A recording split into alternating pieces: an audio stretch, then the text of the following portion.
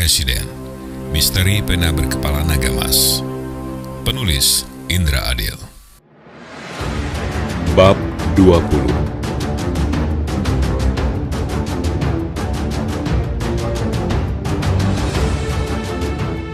Pada pelayaran pertama itu, Laksamana Cheng Ho melayari sungai Yangtze menuju tempat yang sekarang dikenal sebagai Shanghai, tempat sesajen dipersembahkan kepada Dewi Pelaut. Dari tempat itu perlu waktu 8 pekan untuk sampai ke pelabuhan Taiping dekat Amoy di Fujian, salah satu pelabuhan dagang terbesar Cina. Di Taiping, armada Cheng Ho menunggu datangnya angin musim timur laut yang baru muncul di bulan Desember. Saat angin tersebut mulai datang, armada Cheng Ho pun berangkat menuju arah selatan, ke Quy Nhon di Champa, menerobos Vietnam yang bermusuhan dengan Cina. Dari situ mereka menuju Pulau Jawa dan menetap selama 4 bulan sambil menunggu angin timur. Saat berangkat dari Semarang ke arah Sumatera, di dalam ruangan utama kapal Cheng Ho, Ma Sambau duduk berhadapan dengan Tio Bun Cheng. Bagaimana Su Heng? Apakah perjalanan ini membosankan? Wow, keren. Luar biasa Sute. Terus terang saja, saya sangat terhibur. Mengingat kehancuran Butong Pai yang sangat mengenaskan, mestinya saya sudah bunuh diri. Tapi perjalanan istimewa ini yang tak mungkin lagi ada duanya bagiku. Ditambah perbincangan kita selama di perjalanan, membuka mataku dalam memandang hidup. Tio Bun Cheng teringat pada kakeknya Tio Cui San, dari neneknya In So So, yang bunuh diri karena tidak mau memberitahu keberadaan ayah angkat mereka, Si Sun, yang dituduh sebagai pembunuh tetua-tetua perguruan persilatan dan menyimpan golok membunuh naga yang menjadi perebutan tokoh-tokoh dunia Kangou saat itu. Dalam budaya dan agama Buddha, hal itu adalah sikap terpuji dalam membela sahabat, saudara atau orang-orang yang kita cintai. Hal itu menunjukkan sikap kesetiakawanan dan keberanian, mirip dengan harakiri bagi orang Jepang yang juga beragama Buddha, yang menganggap bunuh diri adalah sikap jantan dalam bertanggung jawab terhadap kegagalan yang memalukan. Tapi setelah berbincang-bincang dengan Sambau yang muslim, selama dalam perjalanan ekspedisi ini, pandangan itu mulai terbalik. Dalam akhlak muslim, bunuh diri adalah sikap pengecut dan merupakan dosa besar. Tak akan masuk surga seorang muslim bila ia melakukan bunuh diri dengan alasan apapun. Sungguh pandangan yang berbeda. Di dalam Islam, bunuh diri justru perbuatan memalukan, dianggap hina dan bodoh. Sungguh adab yang mengherankan bagi Tio Bun Cheng. Ia yang berpikir kegagalannya mempertahankan tegaknya Butong Pai justru adalah suatu aib yang memalukan. Apalagi ayah dan ibunya terbunuh dalam mempertahankan marwah Butong. Bagaimana ia bisa tetap hidup sementara ribuan anggota Butong Pai berkalang tanah mempertahankan tegaknya perguruan yang mereka cintai dan banggakan. Sementara itu ia menyelamatkan diri sampai ke tempat yang sangat jauh dari kampung halamannya. Sungguh memalukan dan pengecut. Itu adab yang terpatri di dalam benaknya. Itulah akal sehatnya. Tetapi Islam memberinya sudut pandang baru. Bunuh diri justru sikap pengecut, takut hidup, lari ke tempat super jauh bahkan tanpa harapan kembali. Sungguh kepengecutan luar biasa, lari dan menghindar dari tanggung jawab. Hal itu saja sudah merupakan dosa besar. Apalagi adab utamanya yang membuat bunuh diri sebagai dosa super besar dan tidak terampunkan. Bunuh diri sama dengan menganggap Tuhan Allah itu tidak ada. Allah itu akan membiarkan kebiadaban merajalela. Allah itu pembela kejahatan dan lain sebagainya yang buruk-buruk. Jadi, pelaku bunuh diri mengabaikan keberadaan Tuhan Allah orang Islam. Wow, logika yang keren. Sungguh pandangan ultra baru bagi Bun Cheng.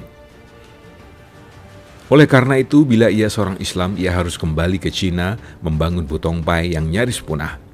Ia sebagai orang nomor 1 di Butong Pai masih diberi kesempatan Allah, kata Mas Sanbao, untuk kembali membangun Butong Pai. Dan ia tidak boleh lari dari tanggung jawab itu. Lari yang dilakukan kemarin adalah langkah cerdas. Justru melawan tanpa harapan menang adalah langkah bodoh. Menakjubkan. Tapi bukankah aku lari dari Cina? Sungguh suatu sikap yang memalukan, bantahnya kemarin. Sanbao tersenyum. Bagi kami hal itu bukan hal memalukan. Nabi kami Muhammad pun melakukan hal itu ketika ia bersama pengikutnya yang belum banyak melarikan diri ke Madinah karena dianiaya dan diteror di Mekah. Perbuatan Muhammad itu dikenal sebagai hijrah. Bahkan perbuatan itu mendapatkan pahala besar di mata Allah. Wow, bagaimana logika berpikirnya? Sungguh bagi Bun Cheng hal itu semakin tidak masuk akal sehat dia. Apakah Su Heng menganggap dalam Bibu bila melakukan jurus melangkah ke belakang untuk menusuk ular di muka adalah sebagai langkah pengecut? Astaga. Iya, tentu tidak. Itu kan taktik dalam bertarung, bukan lari lintang pungkang. Yang disebut Mas Sambau adalah salah satu jurus ampuh ilmu pedang butong. Sambau mengangguk menyetujui. Begitulah, yang Su Heng lakukan saat ini adalah salah satu jurus dalam pertarungan yang panjang. Tio Bun Cheng terkagum-kagum pada pendapat Sambau. Ia melarikan diri ke Sumatera sebagai langkah mundur ke belakang untuk menusuk lawan di muka. Hanya beda soal waktu, singkat dan panjang. Sebagaimana Nabi umat Islam hijrah ke Madinah untuk kemudian merebut Mekah. Astaga. Tio Bun Cheng berdiri, Sambau pun berdiri. Mereka berpelukan erat, masing-masing dalam pikirannya. Bun Cheng sangat berterima kasih kepada Sambau karena membuka persepsi baru tentang bunuh diri dan menyelamatkan dirinya dari rasa malu yang amat sangat karena melakukan tindakan pengecut dalam persepsi lamanya. Sementara Sambau sangat senang karena memberi ruang bagi Kaisar Yongle untuk memerintah tanpa gangguan Bun Cheng yang betapapun akan menyiksanya secara psikologis dan mungkin juga finansial. Keduanya berpelukan erat bagai takkan melepaskannya. Di dalam hati kedua pria jantan itu menangis, hanya tak terlihat di permukaan. Itu perbincangan mereka di tengah Laut Cina Selatan seminggu yang lalu. Sudahlah Su Heng, saya sudah mendapatkan kabar dari seorang tokoh Hokkien di Sumatera, Xia Yonji, ialah yang membiayai misi kita ini. Ia berambisi untuk menggantikan Chen Sui, penguasa wilayah Sumatera bagian timur dan selatan termasuk Selat Malaka. Ia banyak memberi informasi tentang Chen Sui kepada Kaisar. Kaisar berambisi ingin menguasai pelayaran dari mulai wilayah Laut Cina Selatan sampai ke Sumatera dan Jawa, bahkan ke Ceylon dan India. Setidaknya tokoh-tokoh yang menguasai wilayah tersebut berbaiat kepadanya. Bukan kepada kerajaan Majapahit atau kerajaan Siam atau kerajaan Muslim Sumatera ataupun Malaka dan India. Chen Sui masih merasa kuat dan tidak mau berbaiat kepada Kaisar. Maka Kaisar memerintahkan saya untuk membantu Xia Yonji merebut kekuasaan Chen Sui untuk diserahkan kepada Xia, di mana Xia berjanji akan sepenuhnya tunduk kepada Kaisar Ming dan menyetorkan upetinya setiap tahun. Dari Xia yang mempunyai banyak anggota triad dan ada saja yang beroperasi pergi dan pulang ke Cina setiap minggu, saya mendapat kabar bahwa masih cukup banyak tokoh-tokoh Butong Pai yang disembunyikan oleh saudara-saudara kita dari perguruan-perguruan silat lain, karena mereka tidak setuju dengan kebijaksanaan Kaisar menumpas Butong Pai.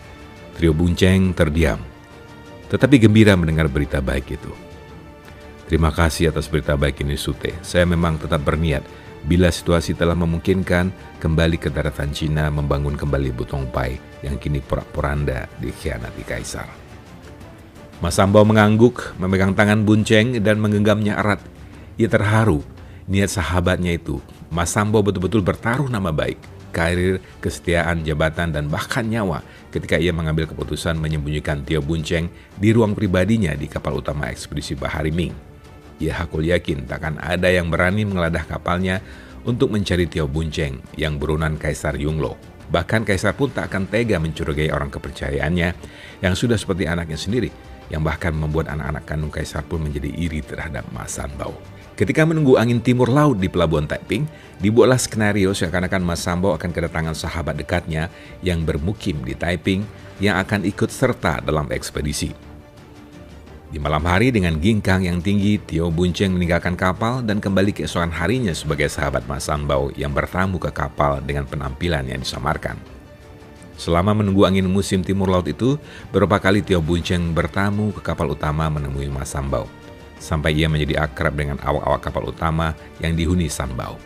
Ketika ekspedisi melanjutkan pelayaran saat angin musim timur laut tiba, maka jadilah Tio Bun Cheng dengan samarannya Bu Ben Chiu, penumpang resmi dan istimewa di ekspedisi Bahari Ming.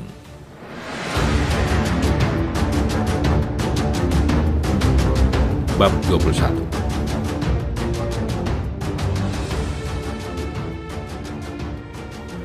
Ketika pelayaran sampai di wilayah Palembang, Cheng Ho sengaja menghindari konfrontasi dengan armada Chen Sui. Tapi ia telah menyusupkan agen-agen intelijennya ke markas Chen melalui orang-orang Xia. Hal itu dikarenakan Cheng Ho masih akan mengunjungi beberapa negara dengan membawa pesan dari Kaisar serta barang-barang dagangan yang akan dijual di negara-negara bersangkutan. Markas besar Chen Sui berada di Palembang. Chen Sui mendarat di Palembang di tahun 1370 setelah menghindar dari kejaran Kaisar pertama kerajaan Ming, Kaisar Hongwu yang saat itu berpesta pora menanggapi orang-orang kaya Cina yang telah berpuluh tahun menikmati kemewahan bersama orang-orang Mongol. Chen Sui yang berlogat Kanton dan berasal dari delta Sungai Mutiara bukan saja membawa keluarga dan hartanya, tetapi juga ribuan pengikutnya yang setia dalam berpuluh-puluh kapal. Kaisar Hongwu betul-betul mengirim kepanikan luar biasa ke pesisir selatan Cina, sehingga beribu-ribu orang kaya Cina dengan masing-masing membawa ratusan bahkan membawa ribuan orang pengikut mengungsi ke wilayah-wilayah yang jauh dari jangkauan dinasti Ming, seperti Vietnam, Malaka, Siam, Sumatera, Jawa, bahkan Ceylon. Di Palembang, Chen Shui menancapkan markasnya dari tempat di mana ia bisa mengontrol dan membajak armada-armada dagang yang melewati Selat Malaka sampai Laut Cina Selatan. Setelah singgah sebentar di Ceylon, Cheng Ho meneruskan perjalanan ke Calicut yang terletak di barat daya India, Calicut Hindu. Calicut dikenal sebagai kawasan Raja Laut Malayalam yang beragama Hindu. Tio Boon Cheng tetap menyertai dan sekaligus mengamati di mana ia akan turun dan menetap untuk waktu yang cukup lama, sambil menunggu situasi di Cina mereda. Dari Desember 1405 hingga Maret 1406, Cheng Ho menetap di Calicut karena banyak barang-barang Cina yang dijual di Calicut. Calicut saat itu merupakan pelabuhan besar yang banyak disinggahi pedagang Timur Tengah maupun pedagang Barat. Untuk mengambil hati Raja Calicut, Cheng Ho banyak memberi pejabat Calicut sutra berbordir emas sebagai penghormatan kembali dan juga upeti kepada Kaisar Yongle yang diseganinya. Raja Calicut menghadiahi Kaisar Yongle satu set korset emas bertabur batu-batu mulia. Kembali menuju Cina, Cheng Ho berniat memenuhi perintah Kaisar untuk menghancurkan armada perompak Chen Shui, menangkap dan membawanya ke Cina. Tugas ini bukanlah tugas yang berat, hanya dalam beberapa hari armada Chen Shui dihancurkan dan Chen ditangkap untuk dibawa ke Cina. Maka Xia pun menjadi penguasa wilayah Palembang yang baru. Saat itu Palembang telah banyak dihuni oleh orang-orang Cina rantau yang berdagang maupun yang lari dari kebuasan dinasti Ming dan dinasti Yuan Mongol sebelumnya. Bulan September 1406, Tio Boon Cheng menetapkan pilihannya untuk tinggal selama situasi Cina masih tidak kondusif baginya. Ma Sambau berlinang air mata ketika berpisah dengan Tio Boon Cheng yang sangat disayanginya. Insya Allah kelak kita akan dipertemukan kembali oleh Allah dan Su Heng masih sehat guna kembali ke Cina untuk membagikan Butong Pai menjadi perguruan yang disegani lagi. Selamat berpisah Su Heng. Selamat berpisah Sute Sanbao. Aku bersumpah akan kembali ke Cina membangun Butong Pai dari reruntuhannya dan berdoa kepada Tian agar keturunanku yang mampu berperan dalam mendirikan suatu kerajaan yang adil makmur untuk kesejahteraan rakyatnya, bukan untuk keserakahan rajanya. Terasa oleh Sambao ketegasan, kesungguhan, dan kepedihan dalam sumpah Tio Boon Cheng. Bahkan terasa nuansa dendam. Dendam terhadap kehidupan yang keras dan keprihatinannya yang dalam terhadap nasib rakyat. Nasib rakyat yang buruk. Hal yang tidak biasa dirasakan oleh Mas Sambao dalam kehidupannya yang selalu dipenuhi kemewahan.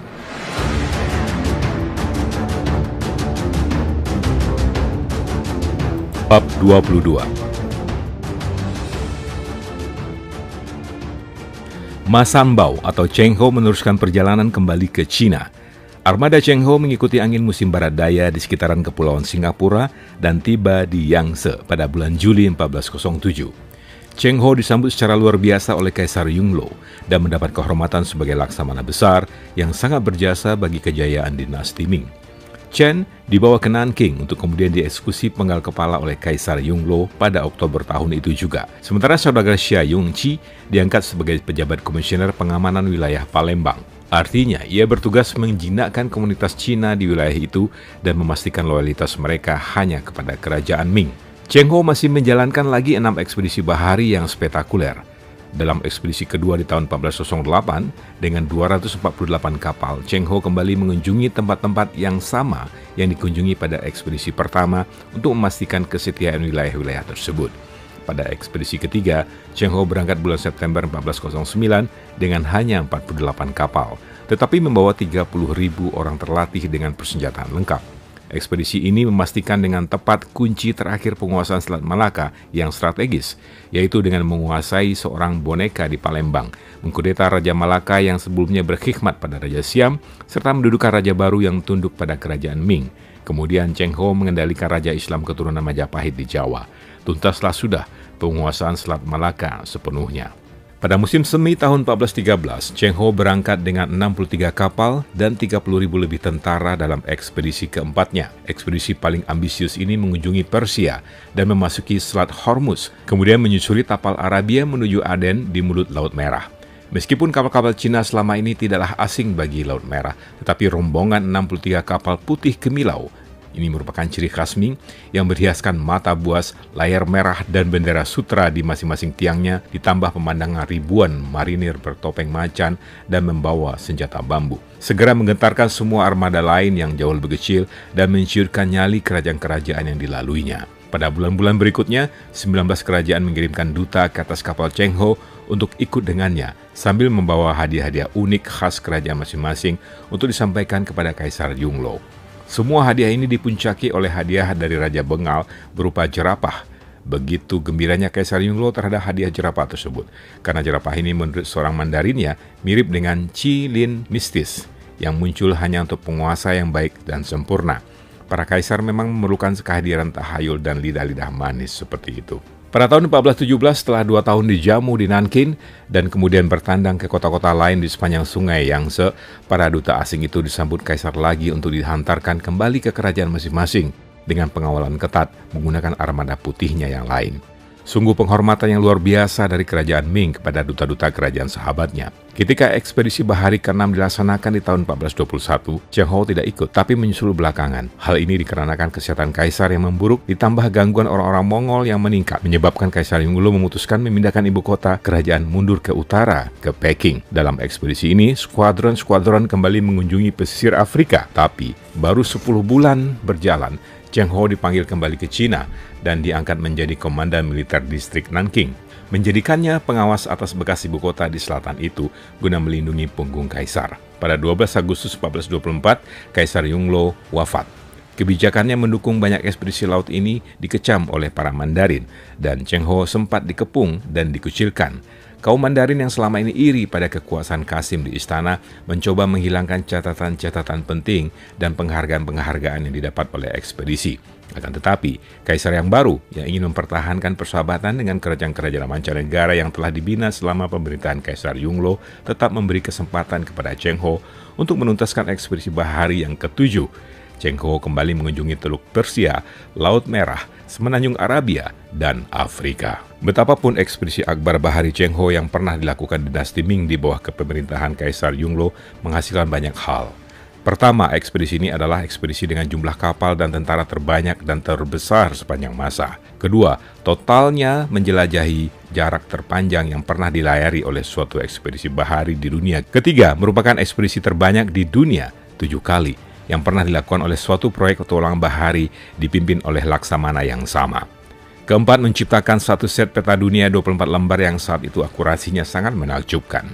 Kelima, membuat ledakan baru minat orang-orang Cina berniaga ke mancanegara, sehingga menciptakan juga Hokyu baru hampir di seluruh negeri di dunia. Di ujung seberang Samudra Hindia, para pendongeng Arab dan Persia berkisah dalam dongeng 1001 Malam tentang 7 pelayaran seorang Muslim keturunan Eurasia bernama Sambau.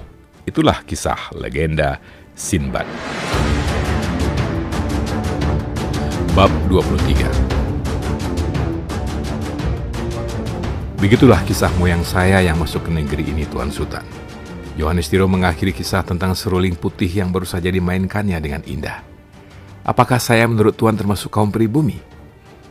Sultan yang baru saja takjub mendengarkan seluruh kisah itu tergagap memberikan reaksi atas pertanyaan Johannes Tiro. Maaf Tuan, apakah menurut penilaian Tuan setelah mendengar kisah moyang saya tadi saya termasuk pribumi? Padahal penampilan saya karena pernikahan sesama ras yang berabad-abad tetap seperti orang Cina. Mestinya Tuan dan pasti banyak lagi orang-orang seperti Tuan yang telah bermukim di negeri kita ini selama berabad-abad, sejogjanya digolongkan sebagai kaum pribumi. Johannes Tiro tersenyum, lalu berdiri memeluk Sultan. Itulah yang saya ingin dengarkan dari seorang pribumi selama ini. Apalagi dari seorang pribumi dengan status seperti Tuan. Sultan pun membalas pelukan Johannes lebih erat. Ada sesukan dalam hati mereka masing-masing.